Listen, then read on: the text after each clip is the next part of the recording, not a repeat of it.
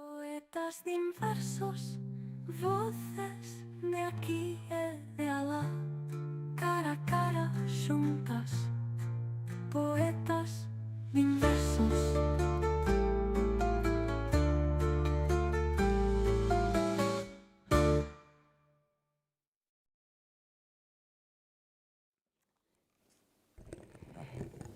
Esperanzadas do verán de San Martiño, resacosas do Samaín, despistados a quen colleu co pé cambiado e a hora cambiada este xa segundo recital, amadísimas proxenitoras celebrando aniversario, enfermeiras escritoras, poetas dos coidados, lectores da comarca do Eume, estudantes de árabe practicando en clave versificada, haters do mes de novembro intentando disimular, aspirantes a viaxeiras de países na lingua da algarabía, visitantes dende a estación das pantallas, seguidores clásicos, ocasionais acompañantes, amigas e amigos. Grazas por estardes presentes no segundo recital da 16ª edición anual do ciclo Poetas Diversos, un acto que reúne as voces de dúas mulleres poetas que se encontran nos primeiros anos dos seus 60 e que naceron a certa distancia do mar. Ningunha das dúas estudou letras, mais un forte humanismo e sentido dos coidados deixouse sentir na súa escrita. Tal vez por iso ambas combinaron verso e narrativa. Figuras de algún xeito excéntricas de cada seu sistema literario, obsérvano tamén un chisco dende fora mentres a súa entrega contribúe coa mesma paixón. Pero comecemos pola que é natural das Pontes de García Rodríguez, onde abriu os ollos á vida cando a década dos 50 estaba xa para rematar. A capital de Galicia marchou para facer estudos universitarios e diplomouse en enfermaría, profesión que exerceu ata moi pouquiño tempo atrás. Revelouse como poeta cando comezaba a chegarse a facer 40 anos, o que a converte nunha das voces máis singulares da poesía galega actual, difícil de encadrar en grupo xeracional ningún. Entende a literatura atravesada sempre pola vida. E tal vez o seu traballo lle ofrecese un contacto máis profundo coa dor e coa vida humanas. Iso comprende inevitablemente dende o gozo ata o sufrimento, da tenrura á dureza, maioritariamente pivotando en torno a 4 eixos temáticos: a terra, a muller, a beleza, a dor. O debut poético ao que nos referimos produciuse na década do boom da poesía asinada por mulleres en Galicia, os anos 90, e así tirou do prelo Ámome en por min, que foi de 1999. Lenzo das madrugadas, é xa do 2003, A seitura dos tristes, 2005, O pozo da ferida, 2006, Do corpo e a súa ausencia, 2010, A ansia do lóstrego, 2012, Hortensia, 2020. Peixes que esvaran o unísono, 2020, e O sol era ela, 2021. Conforme a súa obra ia avanzando, Medos Romero ia colleitando máis e máis premios que incluíron os de maior prestixio do país. O Premio de Poesía Miguel González Garcés da Deputación da Coruña, o Premio de Poesía Erótica Illas Sargas e o Premio de Poesía a Fundación, que tamén acabou levando o Premio da Crítica Española. Completan a súa bibliografía as participacións nun nutrido número de publicacións periódicas e os libros en prosa Dubidos e Matei a Lena, que foi do ano 2000, e O Trebo da Sorte, do 2003, entre outros traballos narrativos. E, volvendo á súa faceta poética por un segundo, é un gusto anunciar que xusto ven de saír do prelo de Galaxia un novísimo poemario da autora que de algún xeito aproveitamos tamén aquí para presentar. As flores do Baleiro. Vai ser, por iso, unha sorte escoitar Estes serán a Medos Romero.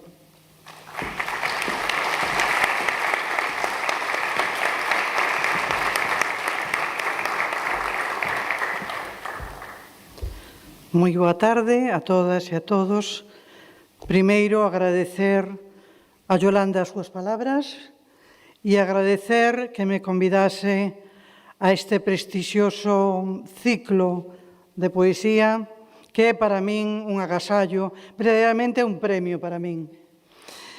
Tamén agradecerlle que me dese a posibilidade de estar á beira recitando desta muller, desta figura poética como é Duna Gali.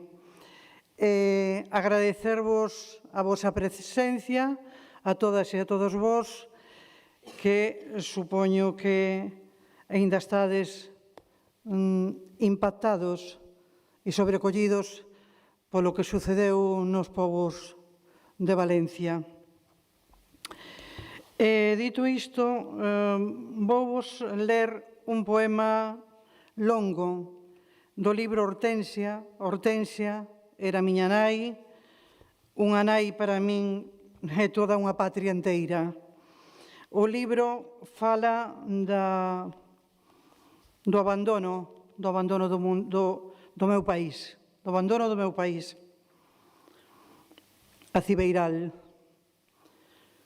O último vestixio foi esa touza inaccesível, esa serpenteante lúa que fondea no horizonte dun xeito tépedo, case enfermizo. Non é Amazonía, non é selva nin páramo.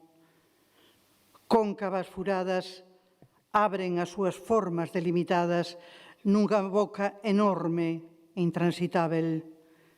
Non hai maneira de adentrarse hoxe nas veigas, nos acibeirais, no lique, no musgo inmensamente veludo, na gorxa do río, nos farelados silencio das aceas. Tampouco o pé desas carballeiras contundentes e laúdas que debaixo sosteñen, quizabes, o segredo da vida, unha sombra calada, fresca, que contén en sí algo de eternidade perfecta e suprema. Pontigos esboroados non terman da ruinosa pisada dun só corzo. Os cabalos galopan na lonxanía e un vento atronador esbandalla nos piñeirais. Québrame a visión que tanto anhelo e non alcanzo a soster. Acéndeme unha luz como un candil poderoso, un palluzo incandescente que alume máis aló, máis lonxe do que eu agora tento ás apalpadas. Máis aló do que xa ninguén podería intuir. Onde fican as beiras a reverter do río Grande o máis caudaloso que tiñamos? Son barro firme, un tombelo, unha soa dureza encrustada rodeada dun entramado de felga, ameneiros e silveiras de follas sanguinolentas e espiñas punzantes. Non podo facer pé onde a terra foi labradío. Xa non podo recoñecer nin atopar as marcaxes que o tempo borrou e fixo desaparecer entre tanta maleza. Para que delimitar o que nada xa nos pertence? Acóllome a vara da veleira, ela mide a forza exata do que eu podo xa soportar. Este país, convertido nun inmenso eucalital, como unha maleza que se estende e vai engolindo lugares e chega ao pé das casas mesmo, como se tratase dunha peste que xa non se pode erradicar endexamais. Hai un corazón ao lonxe, verde e tépedo, e aí naceu meu pai, aló, no alto da serra. Non se recoñece o lugar preciso da casa, non se adentren con gostra algunha. Morreron todas as cancelas polas que tantas noites acudiu ás luzadas. Para que cavaría tanto pan inútil? Para que? Era un neno aínda e non se me vai do pensamento a forma exata da casa cos seus cuartos grandes de táboas abrancazadas e o toelo da cociña verde como unha pedra preciosa e un pasadoiro coa súa trapela o máis antigo da miña infancia para cadar desde esa atalaya o regreso ás pereiras tras a casa que aínda verdean de bravura, desde onde se eu contemplaba o río alo abaixo, a voltas. Todo é unha bouza de difícil acceso, todo é inútil fora dunha mesma, non as redes da memoria, todo canto che poida bater aí no corazón. Adéntrate na chaira, alenta de lonxe a pleno pulmón o ar intensamente fino e limpo. Alenta eses sons guturais e mesmamente primitivos moi dificilmente recoñecíveis. Son os aturuxos da nosa xente, os seus sinais que ficaron entre as penas, nas pedras da casa, entre da edra e nos sobrados. Acolle abrazados a memoria que che foi, asúmea así fortemente como quen abraza castiñeiros noviños ou as follas de mainzo resoando coa súa danza do atardecer. Apreixa o tintinar doce das uceiras en flor seca no púcaro da distancia. Recíbea sen lástima. Non chores, nena, todo aquilo está dentro de ti mesma, como un mantelo que te cobre de marelo e malva, todo un monte que te protexe, toda a túa vanguarda e esa intensidade, os zocos dos teus pés, a túa fala como un símbolo ergueito de toda a dignidade, toda unha morea de toxeiras, sin acceso, correspondéndoche a ese amor para enredarte entre as súas finas teas de araña, delicadamente moi finas, das que penden vaguas pequeniñas e brillantes. É impresionante a vida para quen ama, é brutal a súa luz para quen se fascina coa súa imaxe variável, cambiante, maravillosa, para quen é capaz de somerxerse con paixón nela. Sorrí, escoita de calado, aí van no alto, nese zoar tan lene, aí van, soben as lavandeiras e algún azor, escoita o cuco, as campaíñas do gando que resoaban entre da néboa máis opaca, como resoan con claridade nunha canción que alimenta o meu espírito e que ninguén precisou ensinarme. Aí van as voces que predeu un inverno. Pecho os ollos e pérdome nesa distancia sonora que me vibra sobre a pel e que vai mudando no meu ventre, só abrir os sentidos. Pertencer sen dúbida ao mundo da terra, ser da vida mesma, parte da súa inhóspita paisaxe, hoxe tan esquecida. Trámame de súpeto unha enorme clareira nun paso calmo e firme. Desa fraga laúda e densa arrincou meu pai a árbore dos tocos branquiños e fixo varas da veleira para conducir e sinalar a vida, para chamar aos animais, para apuntar cada soño cara a luzada. Recordo as madeiras reblandecendo na fonte que se converteron en cestos preciosos para carretalo todo. Todo o noso mundo cabería hoxe nun carabelo. Todo está a salvo xa dentro de nós, todo. Non podo precisar máis que esa plenitude en abandono, que é un abrazo amável e morno, un cano inundado de auga que roxe e vai atravesando lenemente o fondo de min e vai matando pouco a pouco a miña ansia, a miña sede, a miña intensa secura. E brota dos meus ollos, de cando en cando, un pequeno xurrelo de rocío que mudece a miña boca. Todo un paraíso no meu humilde peito, toda unha luz antiga e viva poboándome de vez, como unha catarse que me é necesaria, que me calma e me domina, que me fere e me deixe exausta, e felizmente se agocha dentro nunha fonte que abre nas tronadas.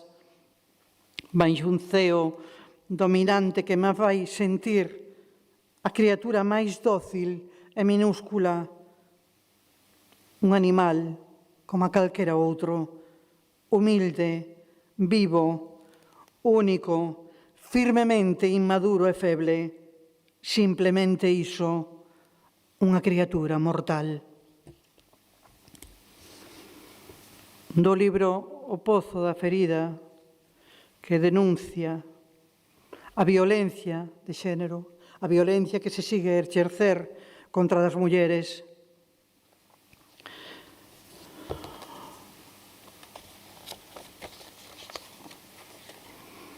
Como concretar o delirio e a súa densa anchura.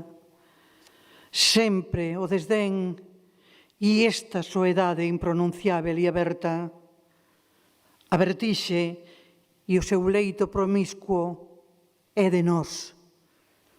Nosa a noite de aristas precisas, de mármore, do corpo que xa non doma, dunha friaxe que tensa o aceiro e endurece no vidro. Logo ven o sangue nun fío escuro, morno aínda, inútil.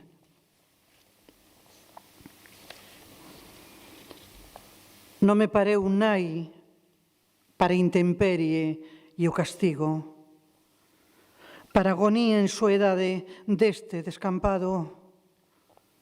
Non nacín nai para a tortura da besta e o delirio. Non para berrar sempre, non. Non nacín nai para ser cruz desta fría poceira.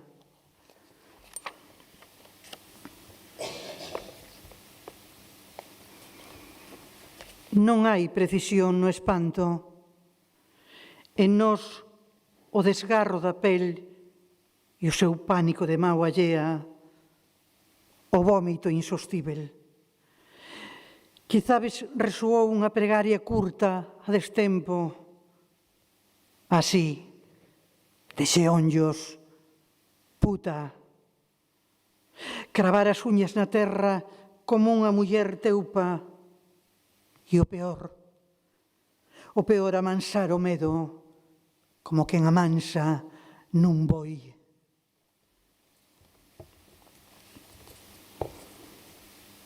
No libro E o sol era ela, que é un libro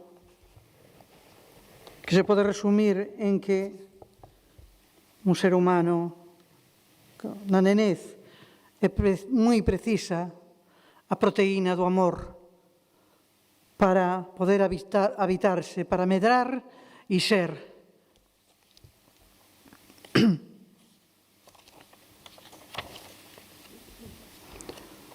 Aí fica o oco da túa presenza, a túa fermosura absoluta, ancián e feble, como unha nena dócil e abatida. Eu non tiña ollos nada máis que para ti, e ti non me vías siquera. Ás veces repito en alto o meu nome, fortemente, moi alto, como se me chamases ti, como se me chamases.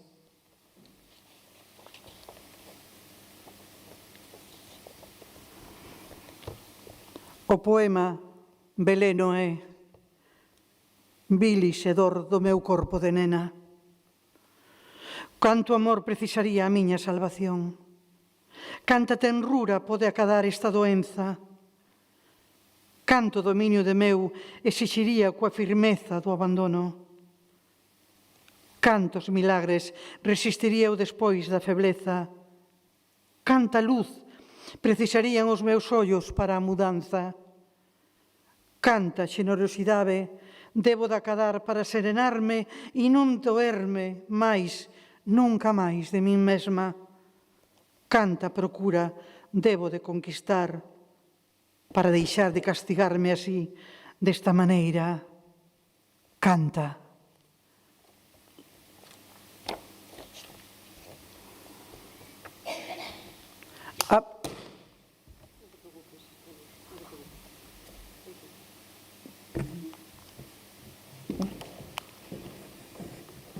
Así, ¿no? Bien, gracias. Gracias. Abrín o corpo nu, alí contra da erva. Arrastrei a miña animalía e tremín tan só coa idea de desistirme, conseguindo o dominio natural da vida. Tan só respirar bosque, descubrir o segredo profundo da árbore no seu abrazo contundente, entender a beleza absoluta, acalar a miña mente errada, elevar o espírito á pureza suprema, ter nacido así, soa, extrema, ficar neste lugar de sombras, nesta espesura imposível, ser o fin salvaxemente humana. E remato xa. Supoño que todos recordaredes nos telexornais, non hai moito tempo, un neno que se chamaba Yaza, que me rompeu por dentro. Un neno palestino que era todo ollos e costelas. Tiña un soro posto. E con este poema quero denunciar a agresión brutal, a barbarie e o xenocidio que se está exercendo sobre o pobo palestino. Yazan, ese lugar, esa luz que se apaga, ese espanto que nos quebra, esa imaxe que nos rompe por dentro nos brazos da ira que te avala e te tortura. Yazan, corpiño exausto, nenez abatida, no calvario dos días, no desvarío, na man dos poderosos, onde agardas o teu destino inútil e perverso. Todo de ti, neses ollos grandes e tristes, nese aceno escaso da túa boca apagada.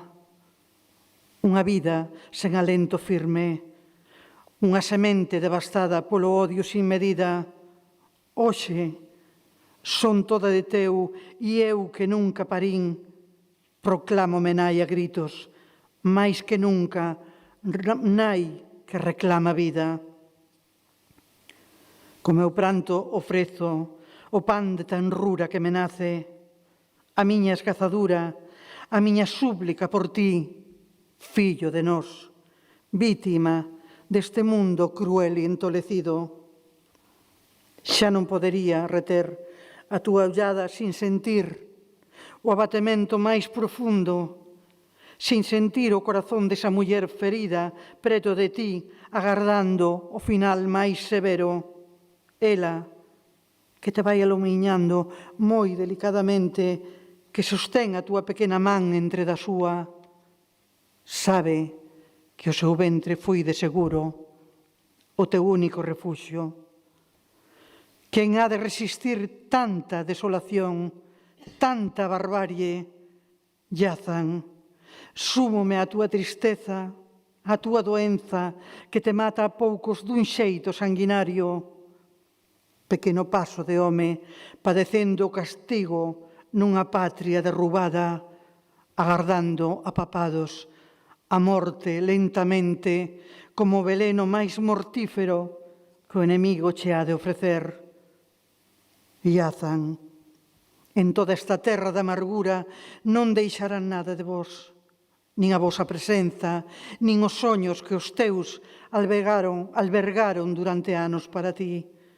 Meu pequeno Yazan, nada deixarán os tiranos máis que o sangue esparexido entre das pedras e o cemento, os berros resoando polos canellóns, os nenos perdidos, os cadáveres a milleiros nas fosas comúns, hospitais derruídos polas bombas e a dor, sempre a dor dos inocentes e os soldados avanzando cara a súa vitoria.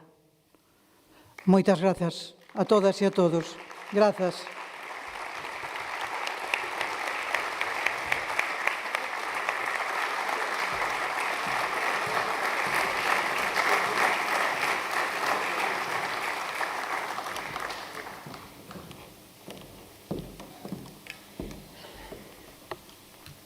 Ben, imos, se podemos repoñernos, imos dar un considerable salto agora para viaxar dende a comarca eumesa ata a antiga Mesopotamia, xusto para pousar os ollos en Basora. Ali naceu, na primeira metade dos 60, Duna Ghali. Na universidade da súa propia cidade natal, licenciouse en Enxeñería Agrícola en 1987, pero poucos anos despois se trasladou a Dinamarca. Residindo, pois, en Copenhague dende 1992, a súa vocación pola escrita acabou tratando de adaptarse ao novo lugar e, pese a que o árabe segue a ser a súa principal ferramenta literaria, tamén deu desenvolvido un camiño na escrita en danés. Ao tempo, deu ao prelo unha chea de artigos sobre literatura, cultura e política e traballou na Royal Library de Copenhague. En árabe, publicou varias novelas, poemarios e libros de relatos. Entre estas, cabe salientar as novelas O punto máis afastado, que viu a luz no ano 2000, Cando o aroma esperta, no 2006, e Órbitas de soidade, do 2014. Tamén en árabe están as súas obras máis recentes. A escolma de contos Nunca contes contos os mércores, que do 2016, e a novela O seu refuxio seguro, do 2017. Ademais, publicou en danés a novela Intersección e o poemario Un xardín con olor a home, así como unha colección bilingüe danés-árabe de relatos titulada Achados Herodios, pequenas victorias. Era de esperar que estas constantes visitas dunha outra lingua fixesen de Ghali unha importante tradutora. Verteu ao árabe obras danesas que van dende, como era de esperar, os contos de Hans Christian Andersen, a obra da sobranceira poeta experimental Inger Christensen. A súa última traducción é Cando a morte che quita algo, devólveo, o libro de Carl. Unhas conmovedoras memorias da autora Naya Marie Arit sobre a perda do seu fillo de 25 anos. Esta era unha autora danesa, unha poeta danesa moi coñecida que dedicou un libro elexíaco á perda do seu fillo de 25 anos. A enorme amizade que ten esta autora con Duna fixo que ela non só lle traducise ao árabe este poemario, senón que ademais se inspirase nel nos poemas que nos vai a compartir hoxe tamén. Hoxe imola escoitar recitando en Galicia por vez primeira. Queda despois con Duna Ghali.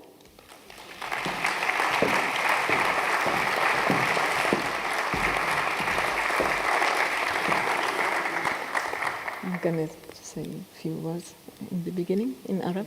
Yes. Okay. مساء الخير. شكرا لهذه الدعوة. أنا سعيدة جدا باستضافتكم وشعرت بحب هذه المدينة من الساعة الأولى.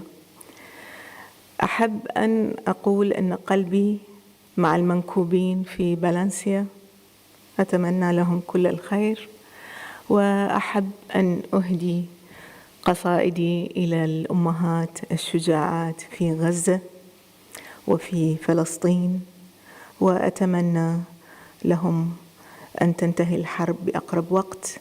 الحرية لفلسطين والسلام لها وللبنان ولكل بقاع الأرض في العالم. وسأبدأ قصائدي بقصائد مهداة إلى صديقة فقدت ابنها بحادث مروع.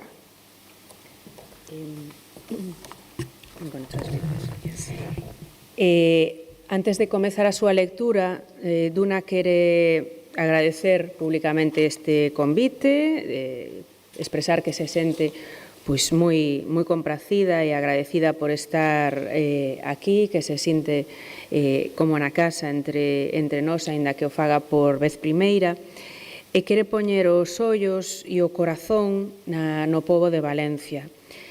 Gustaríalle, ao fío diso, dedicar os poemas que vai ler hoxe ás valentes nais, neste caso de Gaza, desexando liberdade para o pobo palestino, liberdade para o Líbano e para todo o mundo.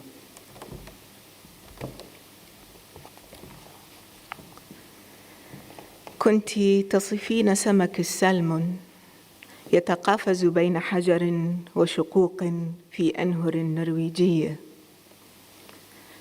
كانت روحك في الكلمة، وكنت تفكرين بالبنات لو صادفن من يحبب، وكنت أتخيل الروح التي تقفز من أجسادهن نشوة لتلقي بنفسها في الماء من شدة الوله مثل وليدك.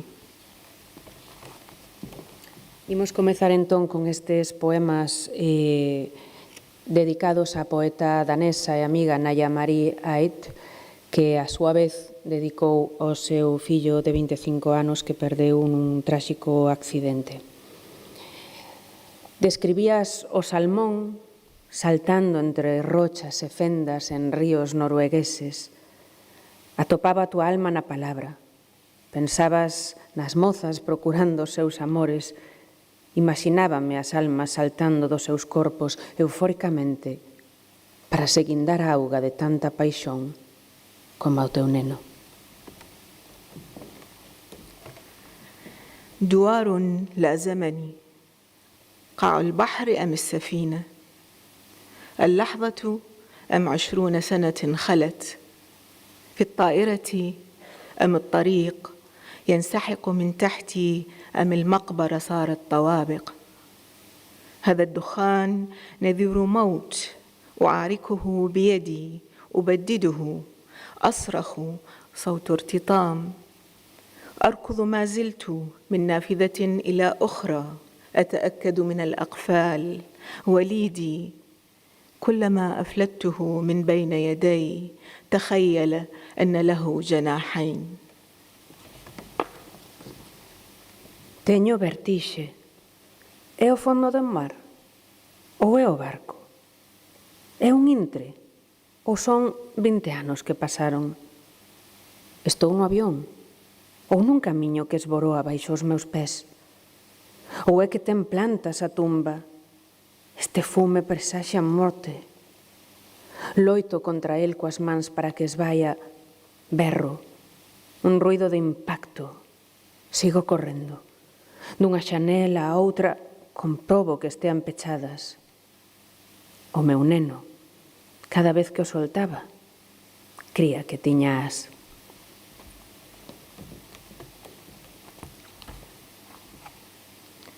سأقضم إبهامي وألوث هذا السرير.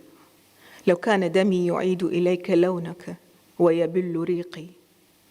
على الشاشة لا الحياة ولا الموت يظهران بوضوح سير منحنى خطي خداعي.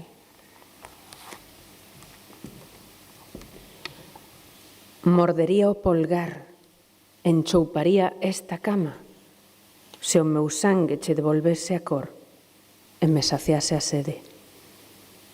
No monitor, nin a vida nin a morte se mostran claramente. Ambas curvas queren engañar.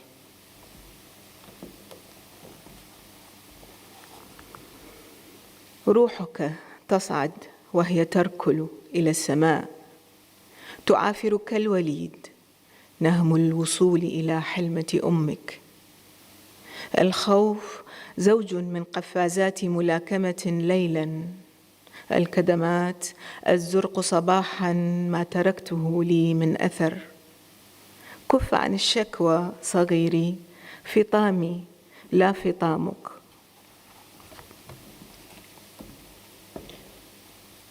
O teu espírito ascende ao ceo mentres patexa.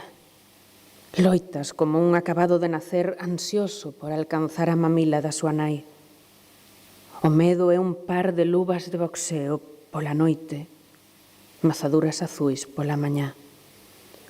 Velaí as marcas que me deixaches. Deixa de chorar, meu neno. Non se trata de destetarte, senón de destetarme a min.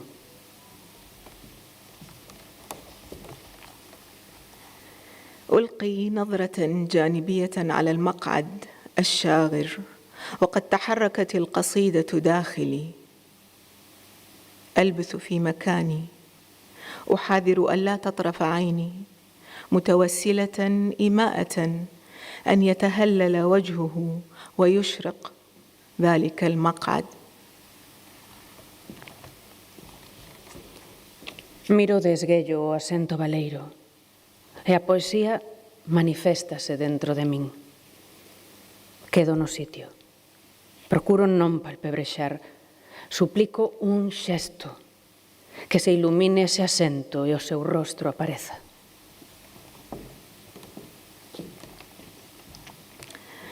في الهامش أقول انتشر فيديو لجدة عراقية تستقر على صدرها فراشة كبيرة فترة طويلة.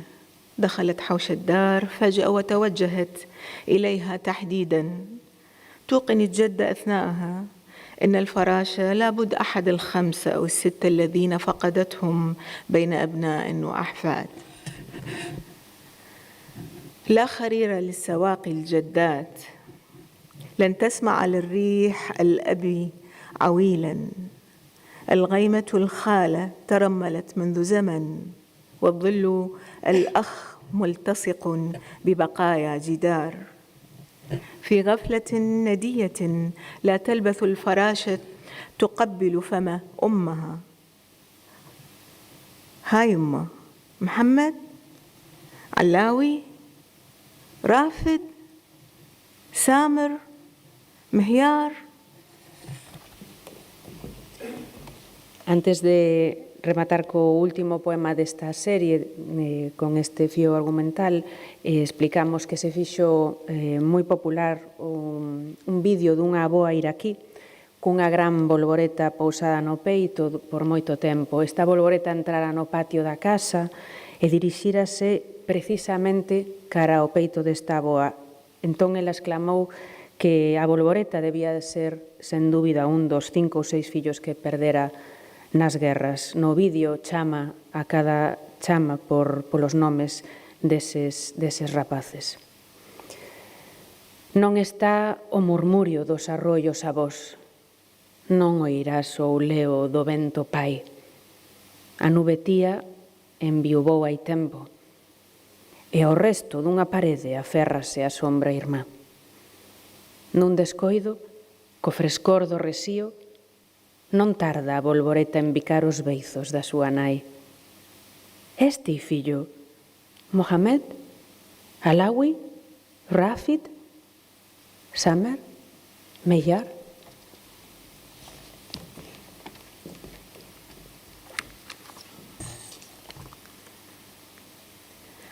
برتقالة كبيرة عالقة على غصن غير مرئي منتصف البحر ليلاً. تهب ريح تتأرجح السماء ونصف البرتقالة يغطس في الأفق. Unha laranxa grande pendurada nunha rama invisible no medio do mar. De noite sopra un vento. O ceo balancéase e a metade da laranxa mergulla no horizonte.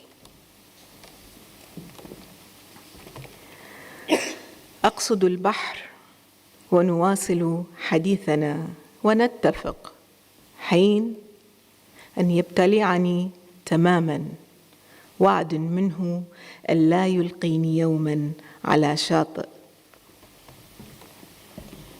Diríxome cara ao mar.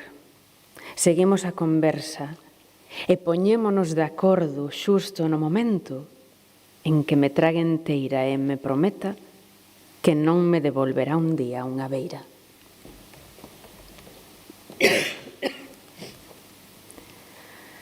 سأفتح فمي قبل الصرخة وستبدأ برصف كلماتي يقرأها رأسك رقميا فأرتمي على لوحة الفرم قرب حوض الغسيل في المطبخ سمكة باردة. Abrirei a boca antes de gritar. E empezarás a colocar as miñas palabras. O teu cerebro leas en formato digital e vereime tirada cara a táboa de cortar preto do vertedoiro, na cociña, como un frío peixe.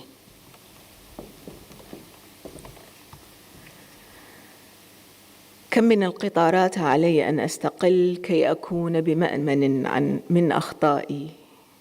قطارات من الأفكار مصفوفة تتعطل على سكك في يوم صيفي لاهب. أحلامها بالقطارات الموصولة لا تنتهي، تلك السكك الفارغة. زواج محطة وقطار، تلك الرتابة التي تبعث على النعاس اللذيذ والصخب ذات الوقت. يحلو لك أن تكون قارياً رغم أنك ريح تعبة تستقل قطاراً له وجهة وإيقاع منتصف النهار.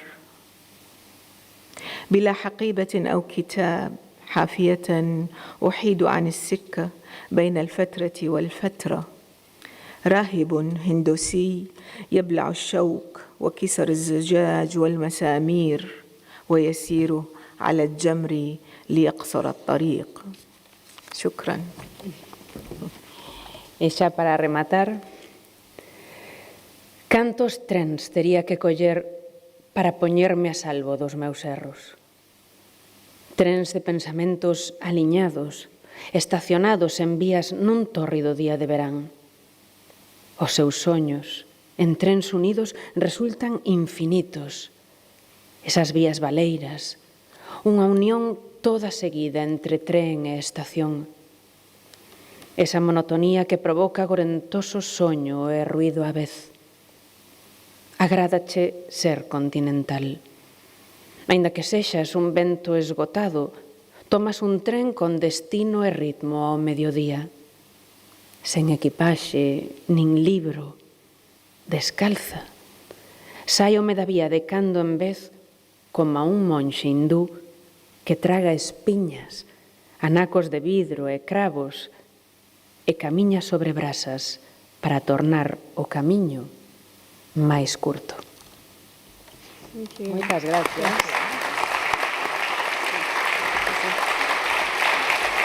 Gracias.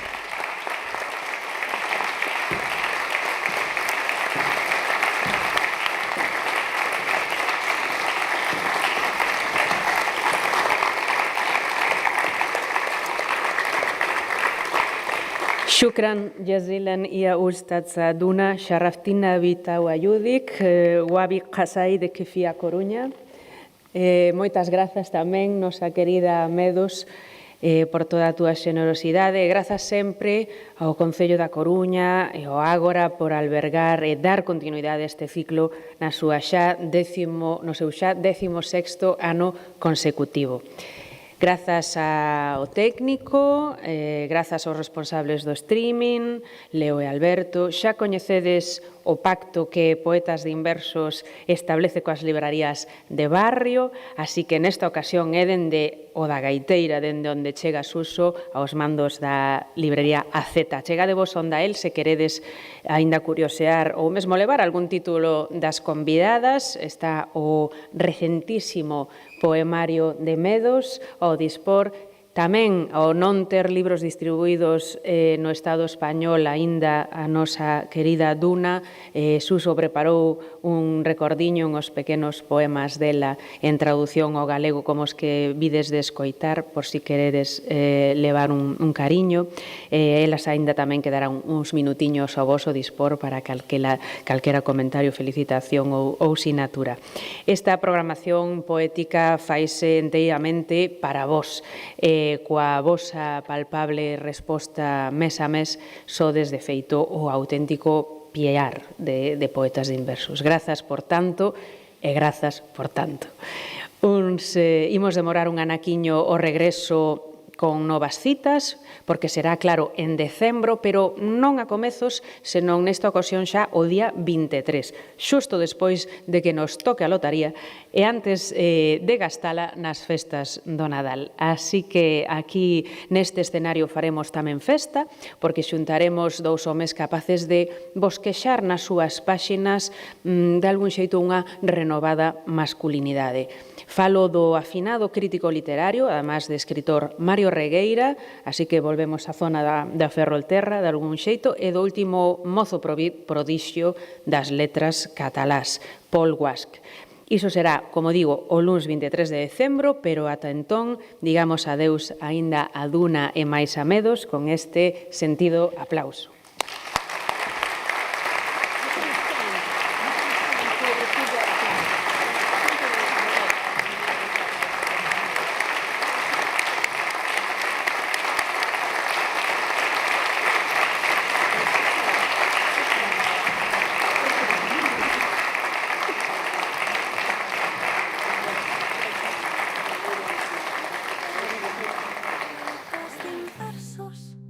Voces de aquí e de alá, cara a cara xuntas.